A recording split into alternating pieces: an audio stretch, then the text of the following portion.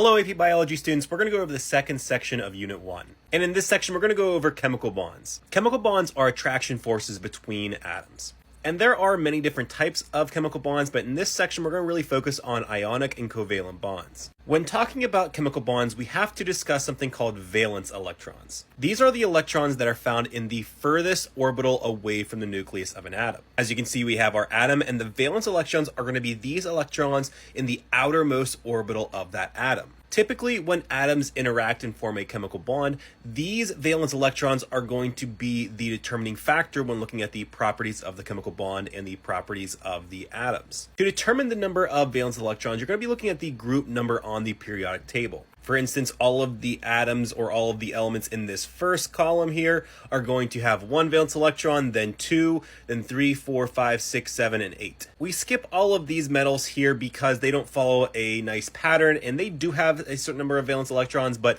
these are the ones that we really only deal with biology. Remember that helium has 2 and it's on this side. Typically it should be over here, but it has a filled orbital with only 2. Now, when looking at these valence electrons, atoms can have up to 8 valence electrons.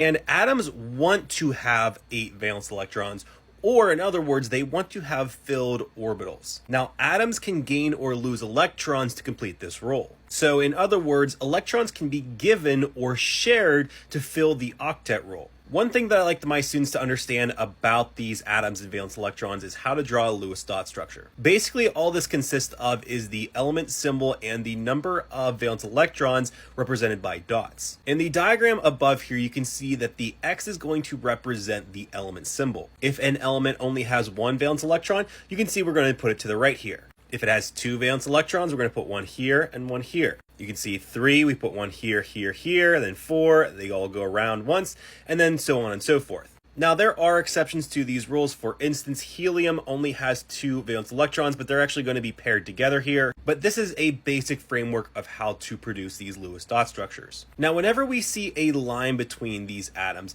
this line represents a chemical bond. As you can see here, we have nitrogen here with 5 valence electrons and hydrogen with 1 valence electron each. Whenever these electrons and atoms chemically interact, they are going to form bonds between the atoms. And as you can see here, the line between the nitrogen and hydrogens are going to represent 2 electrons interacting with each other to form a chemical bond. Now, there can be a single, double, and triple bond depending on the interaction of the electrons. You can see the hydrogens form a single bond here, the oxygens forming a double bond, and these nitrogens forming a triple bond.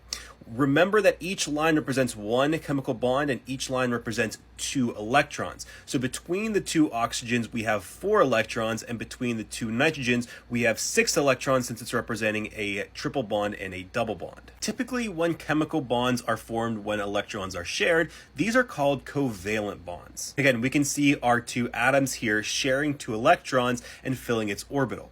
This is an example of a covalent bond where electrons are going to be shared between 2 atoms. You can see the electrons in red flying around the orbitals of the 2 hydrogen atoms. I always like showing this meme. You have a joke about covalent bonds? Do share. Our other main type of chemical bond is going to be an ionic bond. And this is when atoms are going to give or take, creating a charged ion. So in this case, sodium has 1 electron and chlorine has 7. What's going to happen is sodium is going to lose an electron and give it to chlorine. This fills the octet rule for both sodium and chloride. And what happens is sodium will become positive and chlorine will become negative.